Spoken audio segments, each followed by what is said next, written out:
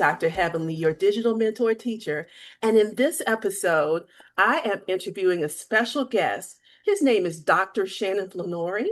And Dr. Flounnory was my principal several years ago. We won't say how many years, because we don't give our age away. Because look, it doesn't crack. Anyway, he was a great principal, an instructional leader who always fostered teacher agency. He made me feel like I could be an expert in a certain area. So I want him to share his expertise on that topic. So welcome, Dr. Flounnory. Well, thank you, Heavenly. Thank you for the invitation. It's most certainly appreciated. Yes, sir. It's great to have you. So, the first thing I want to do is I want you to give me a movie trailer that talks about your career from start to finish, the highlights, the key points of your journey in education. And I want to start by telling the audience that we know each other for a long time. Before you were my principal, we were sixth graders together in elementary school when sixth grade was elementary. All right. And before this episode, we were talking about how much fun had playing dodgeball and how we try to cream each other with the ball, but nobody would walk away sad. We were all happy. The game of champions. You asked for a trailer. I think a trailer normally has about a 2 minute limit. Wow. So if you Hmm. want me to go back and chronicle kind of my path into education, okay, let me give you a very short path.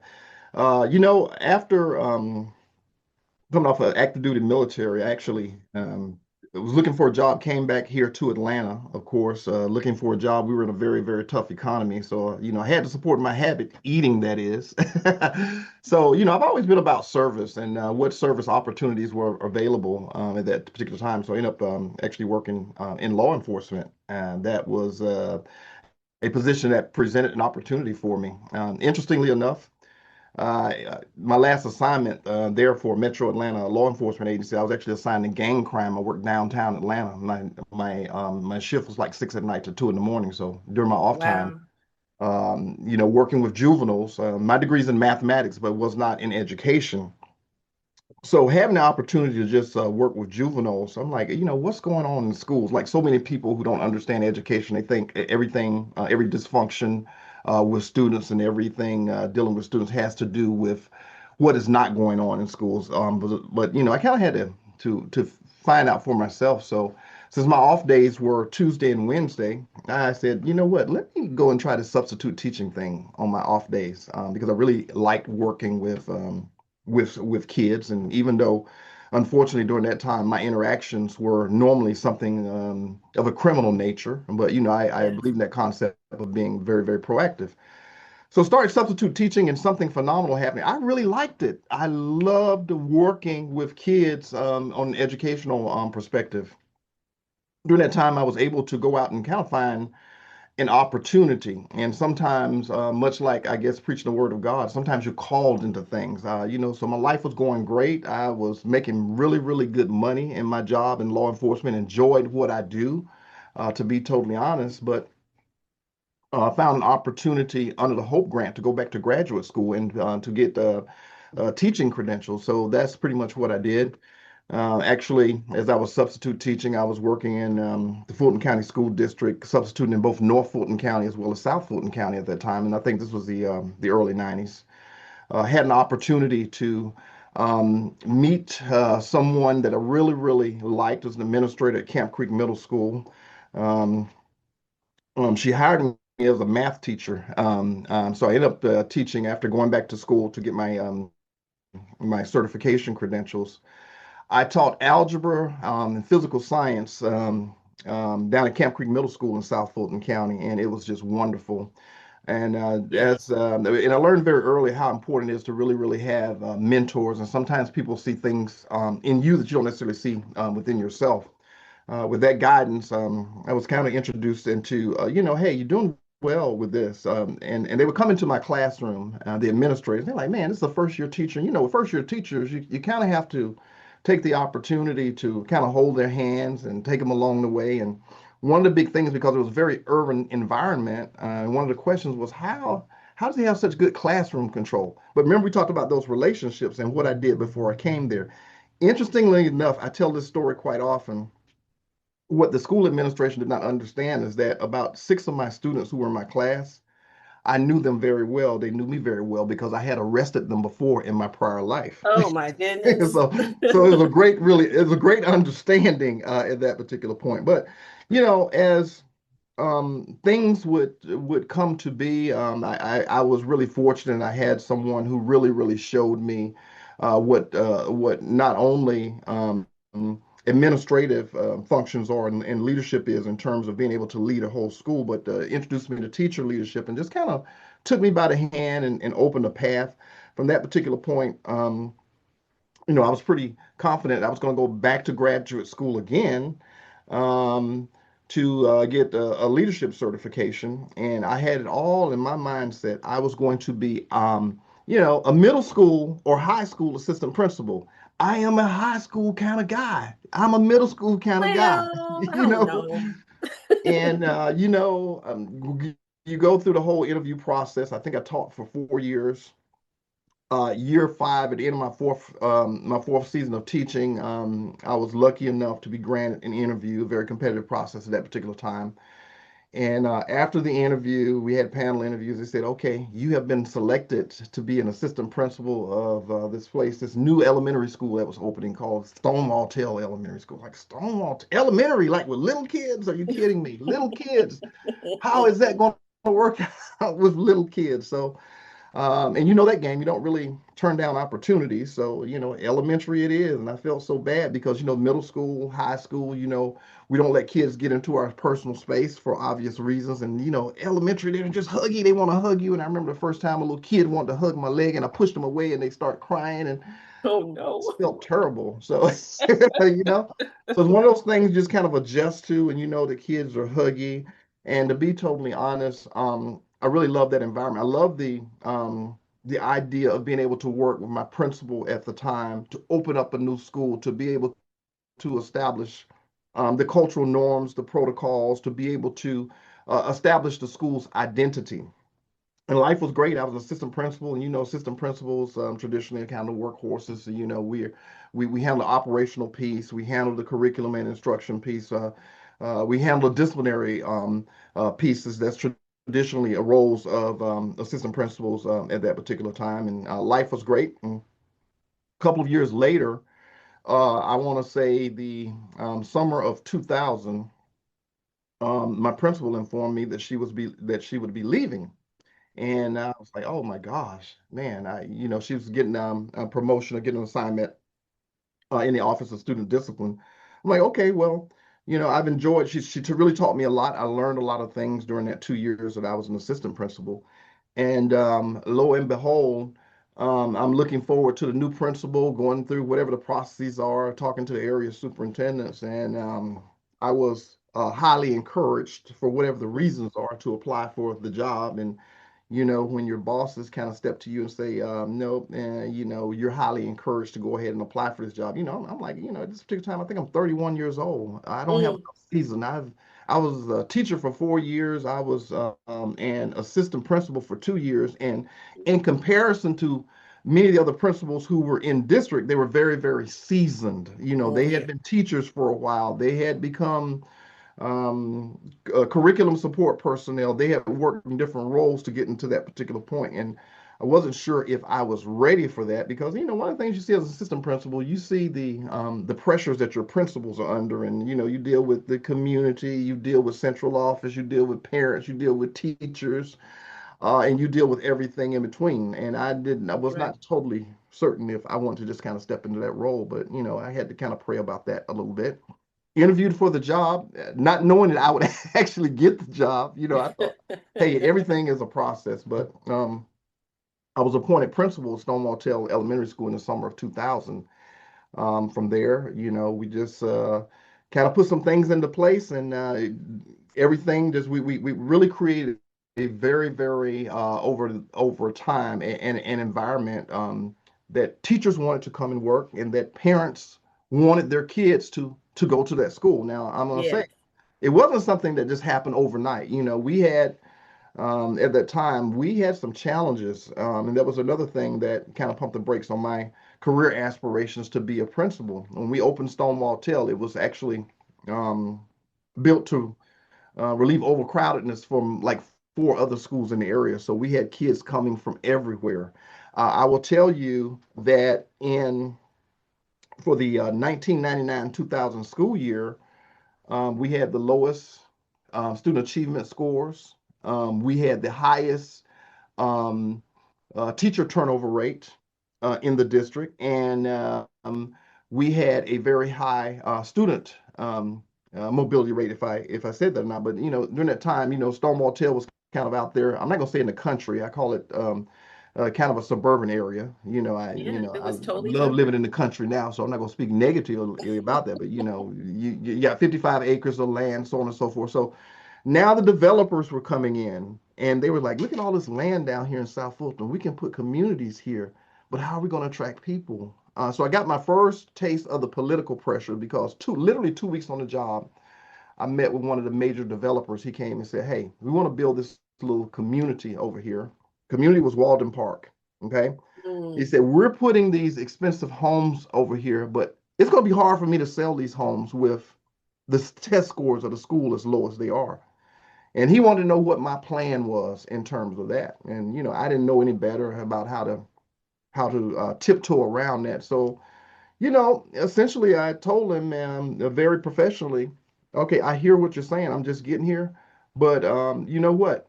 This is school student achievement in schools. Schools are mirrors of society, and you're coming in, you're going to build these homes, and so on and so forth. What are you going to put up?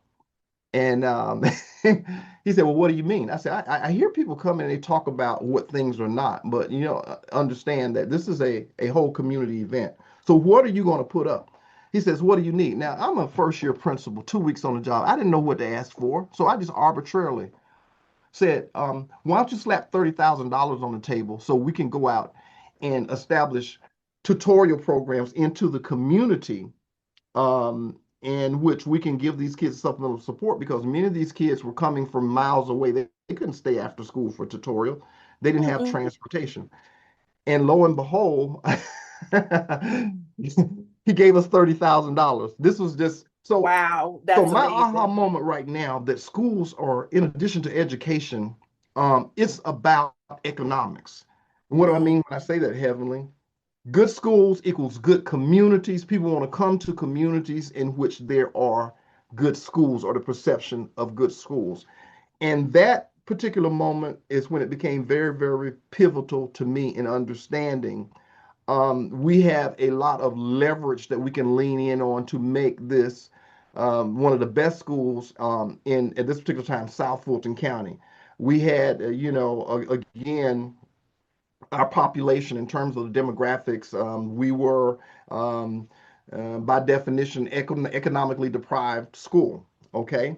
But my mindset as I have been trained and as I have learned economics, you can kind of hide behind that, but students can learn regardless of their backgrounds, and we have to figure out how we're going to unlock their potential. So that's pretty much what's the spark that started. Now, after that happened, and we put some things in place, incrementally, our scores start going up, and people want to know, okay, what are you doing for these scores? Go, well, we're creating some excitement here. If you were a parent that came into the school, you just bought this house over here, and the first thing they're going to do, they're going to go and look at test scores, right? And what they do, they look at latent test scores. So if you're coming in 2001, the test scores you have available at that particular time is 2000. It's 2000. 2000 test scores look terrible. that's right. 2001 test scores, I'm bringing to the table. They haven't been published yet because they come out literally the following year when they have the scores and the things that kind of come out. So if you're going to come in and you're going to say, hey, I want to know about what you're doing. You're going to interview me. Guess what, Heavenly? You're the parent. I'm going to interview you. Now, what are you going to bring to the table? Okay, good. I need a PTA vice president. I need a treasurer. So now what I'm doing is as parents are coming in, because that's what they do now. They don't just send their kids to school. I want to go and interview you. I want to talk to the principal. I want to know about this. Okay, great. I love it. Now I want to know about you. What are you bringing to the table? Because I am a firm believer. I always have been a firm believer in that notion is that when you involve the parents, regardless of their backgrounds or their ability to contribute. Some parents, will contribute financially. Some parents will contribute their time. We need your time. Yeah, we love your money, to be honest. We need that too. But even more so than that, we need your time. And this right here was the thing that changed my total mindset. And I think, things were going so well. I never intended to be at one school site for 17 years. And I was at this school site for 17 years, 15 as a principal and two as an assistant principal. But it was hard work, but it was enjoyable work. And there were some reasons and things behind that which made it enjoyable for not only the students. We want to create this environment that it was very inviting. They wanted to come to school, Mhm. but it was exciting time for staff as well because we made the job fun. We made teaching students a passion. It wasn't just a job. It was very personal for us. Yes, it was. It was so great there and such Mhm. a pleasure to work and full of excitement during that time at Stonewall Elementary. I was I feel so blessed that I got to be a part of that community for a short time. Now, you didn't you gave so many gems of your ascent from teacher to assistant principal to principal. Mhm. We didn't go off into turning back into your law enforcement career by being promoted to the district as the chief of safety and security. Can you tell us a little bit about that role? Yeah, well, so got a call. Actually, um, the position we had this little event in Fulton County Schools called Snowmageddon. Now, um, Yes, yes, I remember that well. now, Heavenly, I've been a pilot for a long time, and as I was looking and relying upon my meteorological skills, I'm like, okay, here's where we are now, but look at what's happening, and it really surprised me that schools were not closed that day. But Mm, we have to kind of support the leadership, and I'm sure I'll say, okay, maybe they're seeing something that I'm not seeing, to be totally honest in terms of what's going on. Um, but you know what happened? You know what that end result was. And I'm like, man, anybody who knows anything about meteorology could have figured this out and said, but apparently mhm. it wasn't just a Fulton County school issue. Most of the schools in the metro area dropped the ball on that. Um, Yes. so so I just kind of figured it probably wasn't going to work out well to with whoever was advising the superintendent on the weather situation. That's part of the role of the director of safety and security also to look at that to analyze weather situation in addition to kind of monitoring and being the executive leader of health services and in Fulton Schools Police and so on and so forth. But I had that opportunity, and it was really, to be honest, it was kind of bittersweet because having been at the school that long, we built this very strong culture because two things. When I was encouraged to apply for that job, again, I didn't think that it would be something that I would necessarily get. But when I went in to talk to the superintendent, it was Dr. Vos at the time. I knew after interviewing that pretty much the job was going to be offered. Why? Because let me say something, Heavenly. Let me be myself. I felt sorry for anybody who interviewed after I did. Yes. You Okay. dropped the mic for Dr. Avosa and Boom. I like that Exactly. name, Dr. Robert Avosa, too. That's a Yep, great name. exactly. I really liked his style. He was very straightforward with what his expectations were, and I could respect that because I operate on that same manner.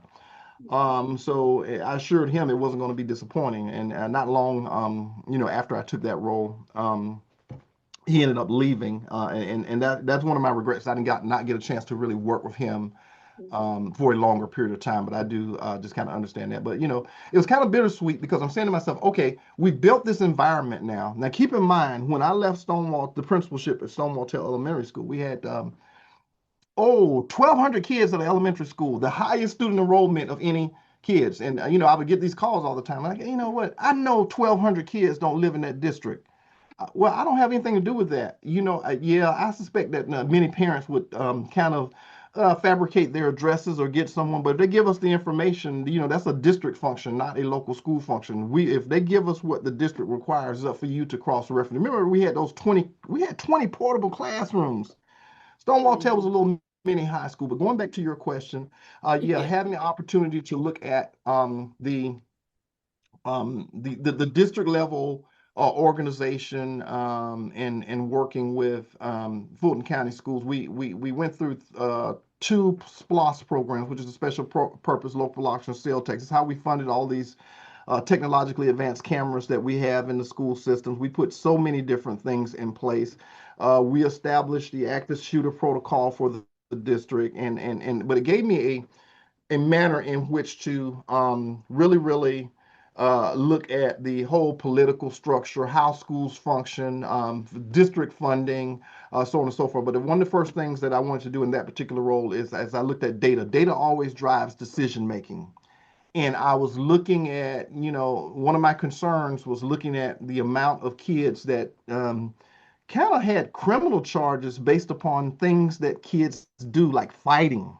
And I'm like, well, why are kids being charged in juvenile court for fighting? Not that fighting is appropriate, but one of the things I want to clarify is that difference between what is an administrative procedure, what's the school administrator's lane, vice the police lane, and why are kids ended up in the police lane for doing things that we've all done, things that are outside of the boundaries of acceptable norms. It's not necessarily a police matter, but how are these things getting escalated to that particular point? So Mm.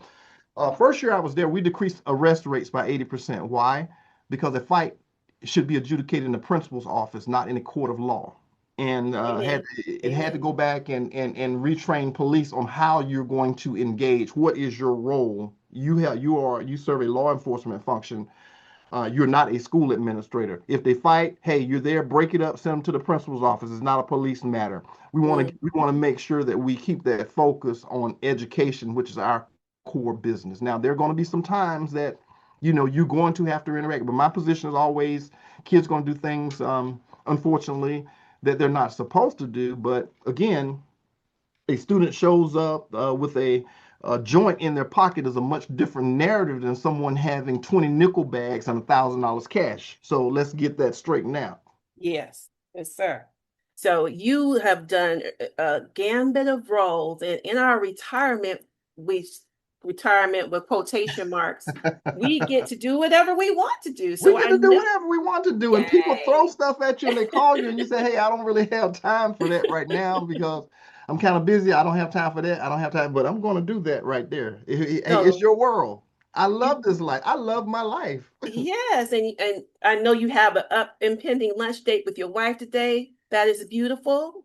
Yeah, no And worries. you can make your schedule work the way you want it to, sir. But I've got to know about what you're doing now as a semi-retired educator. What's going Semi-retired. on, Dr. Well, Flournoy Shannon? you know what? So, when I left Fulton County Schools, I actually um, was going to look into my backup, which I've always done in aviation. I ended up contracting after taking some time off, going to work for one of the airlines for a little while. I actually did that, and just the schedule was just grueling. I'm like, you know what? This is a young man's game. You've been away from home forever. I never saw Mm, my family.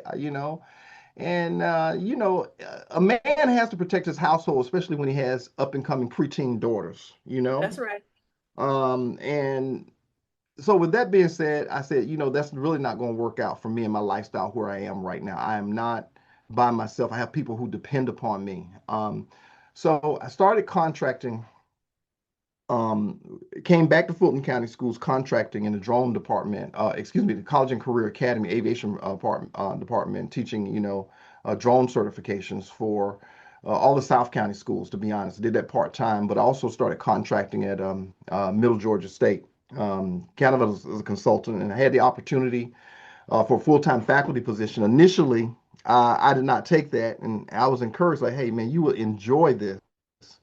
And heavenly, I'll be totally honest with you, it is perhaps the best job that I have ever had. I'm assistant professor of aviation science and management. I'm on faculty now at Middle Georgia State. All right now. My core classes include meteorology, aviation safety regulations, private pilot ground. And what has been added now is I'm an ERJ 170 simulator instructor. All right. That's amazing. See, Mhm. I haven't spoken with you recently, and I know all about the flight. I remember hearing about that if some weather was coming in our area, our principal sounded like a air traffic controller. I think there's some convective activity coming and persistent precipitation. Kids knew all those words because you were weather wise and ready. But now the drones too and the law enforcement too. Uh, Yeah, yeah, definitely. we do a lot of different things. That's what makes Got to wear somebody a lot of different good. hats, but that's what education teaches us: how to be flexible and how to adapt and how to change mid-step as necessary for the purposes of meeting whatever society kind of throws at us.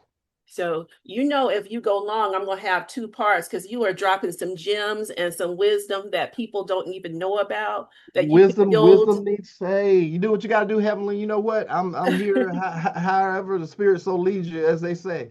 Okay. So, with those gems about how you built your brand of your school Hmm. and how people moved to your school and how you built that community to participate in the school. So, I want to talk about the teacher leadership part All right, because let's talk about it. I remember being called to your office and being Mhm. told, not asked, to do something. I was asked to do national board, and I was like, no, but then you made somebody else come, Alita Mhm. Denson, convinced me Mhm. to do that. Mhm. And I did that. But then you told me there was this role to be a data support specialist, which for other districts, they call it a data coach. Okay. Neither one of us knew what that was. Right. Nobody was coaching. And I said, no, I don't want to do data. He said, you're going Well, to do it and you're going mhm. to be the best one. Yep, you're gonna do it better than any man, woman, or child alive, dead, or yet to be born. That was the exact quote I do recall. Well, the Yes. beauty of it, Heavenly, is that when you have an opportunity to actually be the first in a position, here's the thing that I've always said: you don't know what you don't know in certain things. Okay, if I step to a person, it's because I'm seeing something in them very specific in which I know that they're going to take a role and they're going to do it really, really well based upon what I am seeing. So it's not just you that present the opportunity to. I always looked at it like this. Okay, as a principal or an instructional leader, you're always recruiting. You're always recruiting. It's sort of like the coach of the football team. Okay, you might not have this position right now, but you want this person on your on kind of on standby, and you know why they're on standby. Guess what? They're going to continue to produce. So at that particular point, because many people, let's be real about this, Heavenly, many people kind of knew it. I had a relationship with you. Our relationship goes back to sixth grade. Yeah, we talk about the Dodgeball. talk about the dodgeball game, right? So here's the thing. I know what you're about, but most importantly, you have to make sure that in your culture that people understand that you're not opening the door just because you know somebody. We don't, you don't ever want to be in that position. If I'm tapping you for something, and because I have that relationship with you, my expectation of you is that you're going to do that job two or three times better than anybody else, because it can never be your position is earned based upon your productivity, not based upon your previous relationship. I would much rather, and this is how I operate personally. Now, let's be real. I think we both know this to be very, very factual.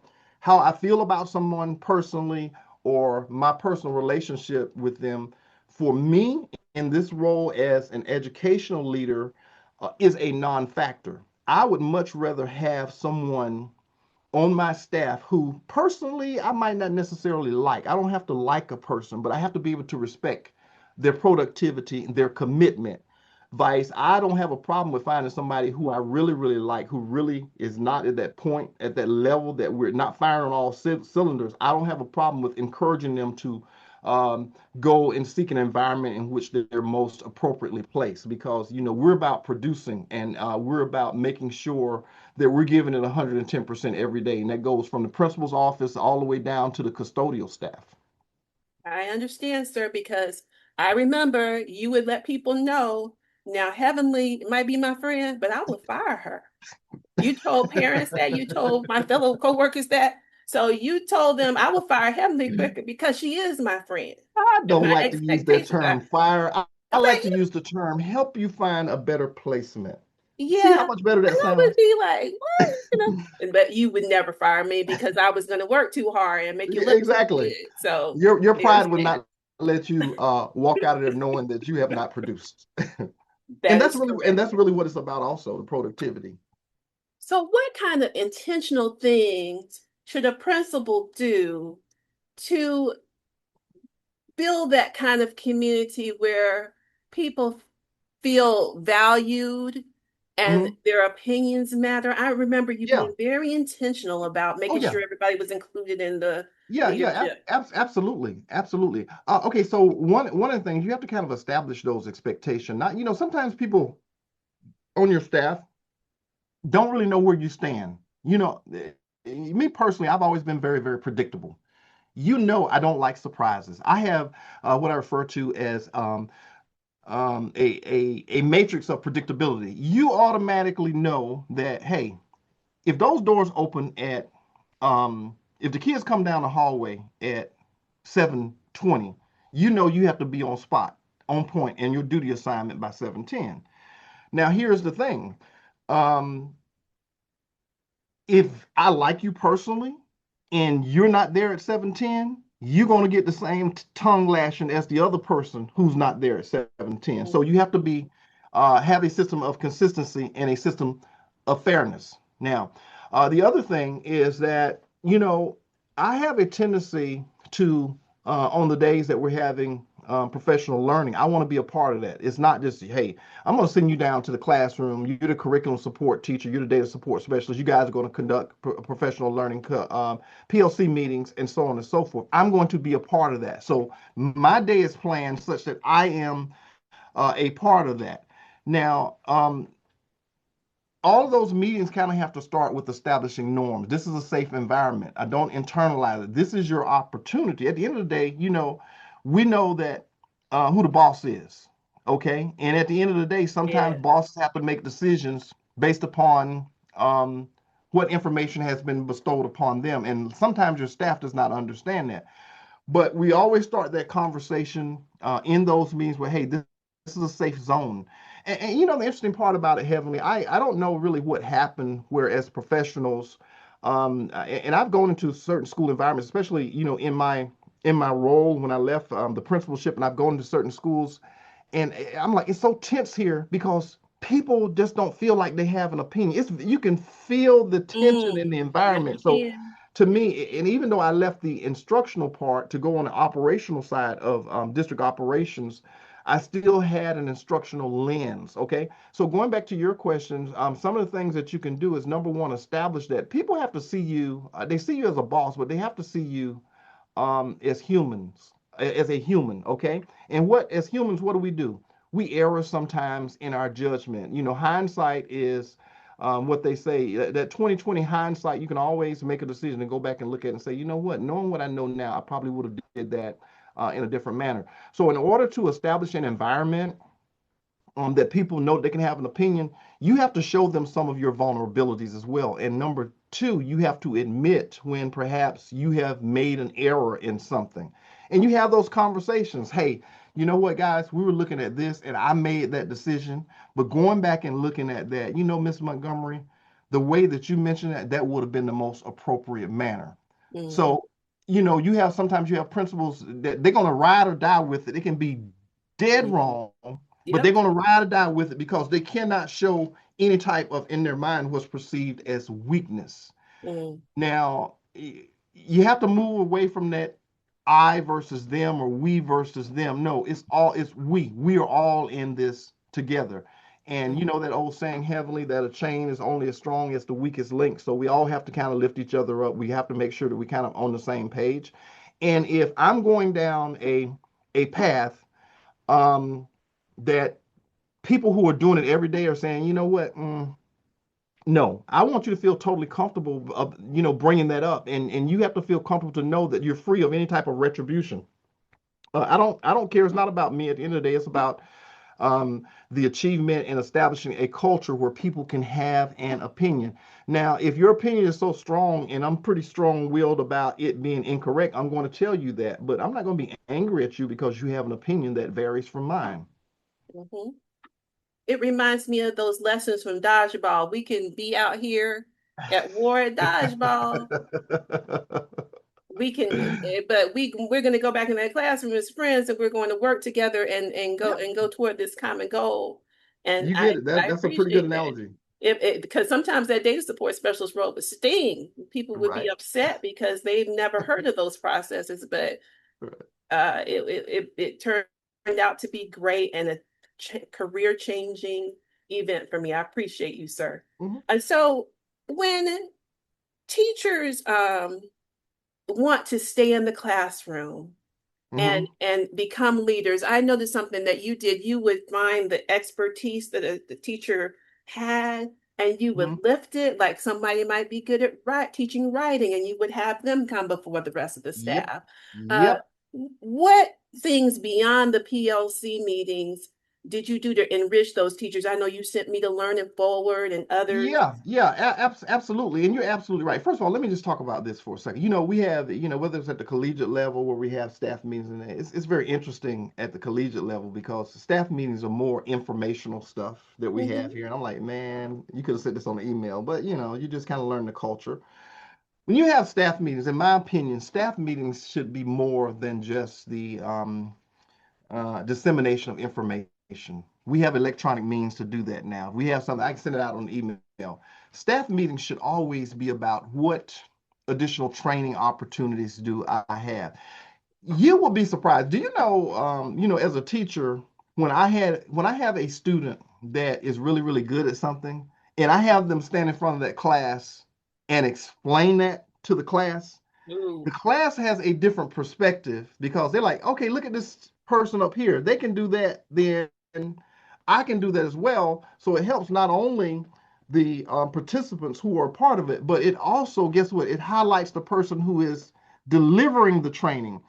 So I'll go to Miss Smith's classroom. I don't remember ever having a Miss Smith, but we'll just use that fictitiously. Absolutely. Go ahead. And if she is really doing a wonderful job of writing standards, and that's another thing I'm going to say, I'll just go sit in classrooms just for the heck of it. Don't I Not know it? Yes, you I do. don't need a reason to come to a classroom, and that was just our culture. I'm going to come into a classroom. I'm not coming. I don't come to a classroom just to do an evaluation because you can't, or an observation because you can't really get a full feel on a 20-minute time span of sitting in somebody's classroom. You have to get to know there's a standard in your national board standard that says knowledge of students.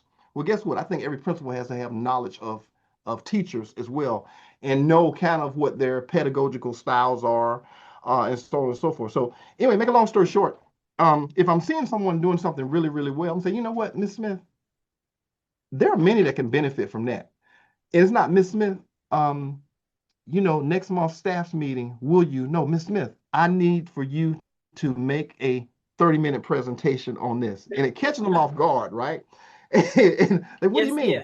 Because Miss Smith, for her, it's just sometimes it's just so matter of fact because based upon her experience, she's doing a pretty good job, but she didn't think it would have a global impact. And so when she's bringing, guess what? She's bringing that training, and somebody else will chime in and say, "Hey, you know what? That's good." But how I put a little twist on it. So now you have all this stuff just kind of coming together. So you're prompting an environment where teachers just kind of want to lead. And that's, guess what? Miss Smith did it. Now, guess what? Miss Jones down there in the other area said, well, Miss Smith did that. I can do one on math. And now all of a Hmm. sudden people are asking you, can I do one on math? And as you're in the classroom, you're like, yeah, that's a pretty good one right there, to be totally honest. That's And that's right. kind of how That's it right. prompts. I don't want to say competition, but it kind of inspires others to kind of step up. And the other part about that, sometimes the district wants someone to train in certain areas, and you look at the teachers who are doing it really, really well, and you start putting them out there, and their information, they're getting credibility not only just within the contents of your classroom, but the context of the entire district or the entire area or the entire zone, shall I say? That's phenomenal. And Hmm. that's now we call those communities of practice. We have all this lingo for that stuff now, but people still don't do Yep, tomato, tomato. it. Call it what you want, but this is what it is. These are the practices. We got to put it in practice in Yep. real time. So if you, I'm going to try to sum it up because I do want you to. have the rest of your day. And I appreciate you so much for doing this.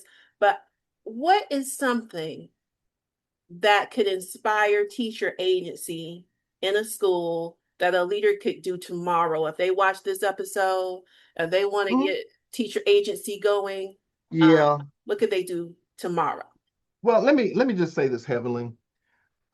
In most of your school organizations, they're very hierarchical, and they're very the leadership style is very top down. You have your cafeteria staff, you have your custodians, you have your instructional paraprofessionals, you have your support personnel, you have your teachers, and then there's the God, the principal God, up at the top. Uh, Mm-hmm. if you really want to inspire your agency, you want to do away with that. Okay. And what do I mean when I say that? Um, as a leader, your whole mindset and your whole culture has to be that I have positional power, true enough, but we are all one when it comes down to it. Now, how do you do this? You can say that all day. You have to be able to demonstrate that and you have to be able to show that. Well, what do I mean? Now, we know it is very busy being a teacher. Okay. You're busy, you're doing a lot of stuff. Okay. It's very busy being a principal also. However, I will say that the primary focus of that leader, and this is something that cannot be advocated to someone else. You are the person that sets the tone of that building. So, how's that tone going to be set? Get out of that office, be seen. You are the principal of the building. You cannot effectively establish a tone from the constraints of your office. You have some principals, hey, the principal is an executive level role. A survey says, wrong answer. A principal belongs in the hallway. A principal belongs in the classrooms. A principal belongs in the cafeteria. Every place that you um, can be in that building. When you make your rounds daily, principal's job should be able to visit classrooms even during the morning just to say hello, stick your head in there, and don't do it the same way every day. Don't have a predictable pattern when it comes down to that, per se. Now, here's a little test, and you know if a principal has control of the building, if that culture has been set. Okay? Now, work with me on this. I know that you're in schools, right? if Yes. if you're in a school and kids are goofing off as they normally do, okay, work with me. When that principal comes out of that area, walks down that hallway, if those kids don't snap to attention right away, then that principal has no control of that building. Trust me, Mm. they You they're see a not presence. recognized. Their You see their a presence. power is not recognized. Mm-hmm. Okay, if they're still continuing to do the same thing, even though that building leader has stepped out there, that just shows they have not really garnered the respect where the students know who they are.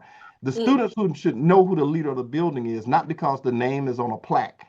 Okay, the students should know who the leader of that building is, and then this is how you're going to build that advocacy. Is because every place you turn, you're going to see this person. Okay, every place that you turn, this person is going to have their sleeves rolled up. Sometimes it's cold out there in the morning during that carpool line. You Mm-hmm. send staff out there, they're freezing. You want to build advocacy? You're the principal.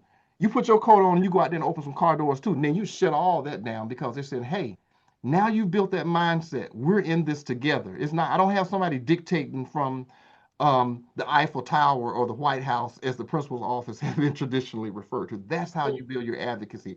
You show. You have a lot of teachers sometimes that think that principals, and I get it because you don't necessarily have been a teacher in order to be a principal.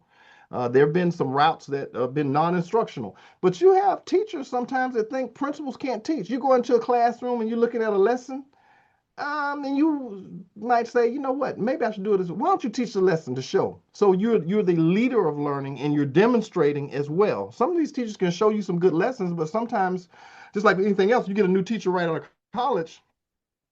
Sometimes you have to just kind of plan it out and show them this is how to do this. So this is how you build that advocacy. To be honest, roll up your sleeve, show that, get out of your office and inspect what you expect.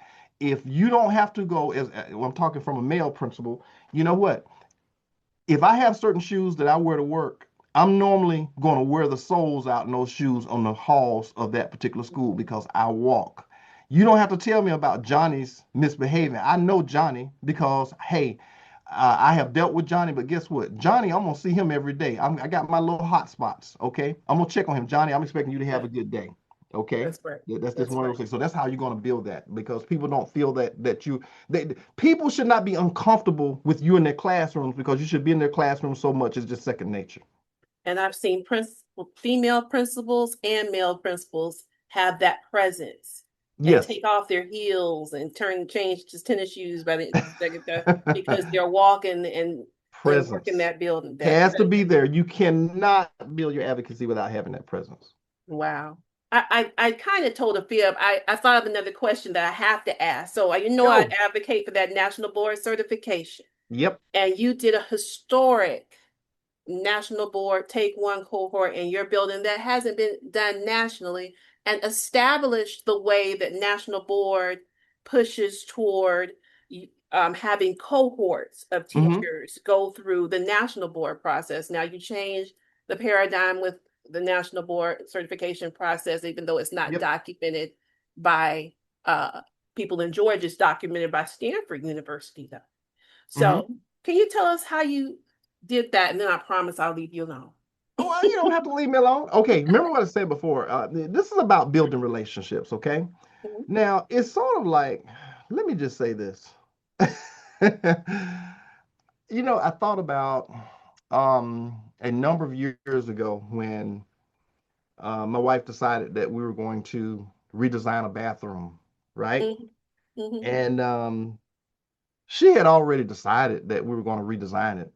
That's Um, right. but in her wisdom, I think it was more like, okay, I've decided we're going to redo the bathroom. If I take it to him that we're going to redo this bathroom, I'm probably going to get some pushback because, I'm going to start looking at financial and what's the benefit. You got a tub, you got a toilet, you got a sink, it works good. What's the problem? Well, the issue is that I just want something different. Okay. However, in her mindset, once it became my idea,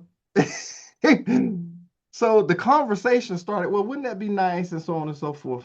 And then all of a sudden, I'm saying, you know what? We ought to redesign this bathroom and we can Mm-hmm. do this, that, and the other. And then halfway through the project, I realized it wasn't my idea. I got my.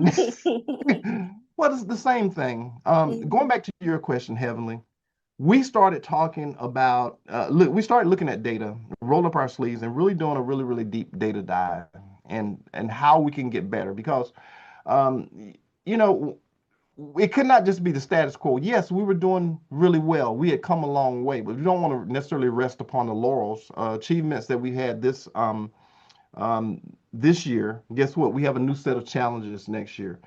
We didn't have a whole lot of major staff turnover. Be lucky if I had 2 or 3 positions per year. People, and I'm very grateful for that. People came to our environment and they wanted to stay for the most part. And they wanted to work for you. And Remember your stacks of resumes? Big old stacks of stacks of resumes. resumes. This is what it was, And sometimes if a position became available, you know what? And that's the other thing. I have teachers go out and recruit other teachers. I didn't do a whole lot of recruiting. And I would have grade levels sit together. If I have a position that's going to be on third grade, I'm gonna have a whole third grade level team. So, because guess what? Guess what the expectation is? You're going to be the person that's going to be working with this person. If you're making that recommendation, I'll go and sit in an interview and I wouldn't ask one question. I'd go over, do a quick training. These are the do's and don't. These are the questions that you can ask. And you don't extend outside of these questions. Every question will be the same for every candidate. Okay. Mm-hmm. And so I will make sure that we are within the HR standards of an interview. Okay, but I would not ask a question. Um, but again, going back to that, you're establishing relationships with people and with staff, and that was a major undertaking. You're absolutely right. Here is the other part of that heavenly. I believed in this so much, and I remember to take one cohort. They gave us money for that, but we still had to come up with $250 per teacher. Okay. Mm-hmm. I actually got an anonymous donor to drop $10,000 for us to be able to do that. But here's the part right here, because for some, and of that, let me just say, if you recall from that whole process of the Take One process, we actually achieved 7 national board certified teachers from that. So that was phenomenal. Mm-hmm. But here's the thing that really, really encouraged, because as they were going through this, guess what? I was doing it as well. Yes, you So did. Yeah, so we all went through it as a staff. So again, it goes back to what I said before. I'm pointing out some things to them, and I say, oh, well, these are the standards. As you said, as we can create this data. Oh man, look how aligned this is to national board standards. So Mhm. why not let's do this and let's get something out of this and see how we can progress and so on and so forth. And that's how we were able to do that. But establishing those relationships, number one, and number two, you never ask anyone to do anything at that particular level that you aren't willing to do yourself. Now, let's be honest, sometimes people, most times, if it's your job, you can do it better than someone else, and that's the expectation. If you are the data support specialist, I know about data, I know how to manipulate the data, I know how to analyze the data, but if I shouldn't be able to do that better than you, and that's your job. Does that make Mhm. sense? That So makes a lot but of the sense. fact that when I asked the staff to do that and I was participatory as well, that just said, hey, you know what, this culture now is that we're all doing this, so we're all going to benefit from it. And that was just kind of the key, other than you're going to do this. Because essentially That's you're right. asking staff to do something in addition to what they're already doing if it's not aligned correctly, you know? Mhm. Because most of the teachers, at least that has been my experience, that what we had to learn is how to align the curriculum with national board standards and how to align it with what we're already doing in the classroom. So it's not appearing that it is additional work, if that makes sense. That makes a lot of sense. And also, you established PLCs before we were voluntold to do PLCs because we had to do it for national board. So Right. there's And we had the so data to many. show how successful it was. Yes, and then we started you're exceeding standards instead Yep. of meeting them because we Yep. realized the exceeding was a meeting, and now the whole paradigm has shifted. But it Hmm. was a pleasure to Hmm. learn and do that work, and I still um, go to that well and drink from that well every day of my work. So It was good time. So well, you have a great foundational basis. So hopefully you can continue to share this information. It is not, a lot of things that I'm seeing now. It seems like we're kind of going backwards a little bit. And as scholars, this is what we do. We take that's what we true. already know and we build upon it. What I'm seeing now is when people don't know, they're trying to start from scratch and trying to figure it out. We have to go back and emphasize the importance of applying scholarship to our daily practice. There's not a problem out here in education that someone has not actually had a need to have to address before. So how did they address it? Number one, look at it from that perspective. How can we Mm, take this and build upon it? This is what fundamental research is. Let's look at what we already know. Okay, don't go back and reinvent the wheel. Let's look at what we already know. mhm. Okay, and how are we That's going to true. make it better? Okay, Hmm. we already know what works, but we need to make sure we're consistently applying the research to it. When the community sends kids to your school, number one, the mindset has to be that you've given me your kid, so now your kid becomes my kid. I Mm, have extremely high expectations for my kids, my personal kids. I don't know whether I told you or not. My daughter is going to be going to school next year. She's a hmm. presidential scholar. She Yes, you received told me. a Yes. presidential full ride scholarship at Tuskegee, Woo! and it looks like Oh, that's probably where she's going to be going. hmm. And that's her choice. She got accepted into Spelman, Alabama, I think Georgia Tech, and a few others. But she was like, Tuskegee is it. That's where I want to Yes. go. And but I have my point is this: I have high expectations for my own kids.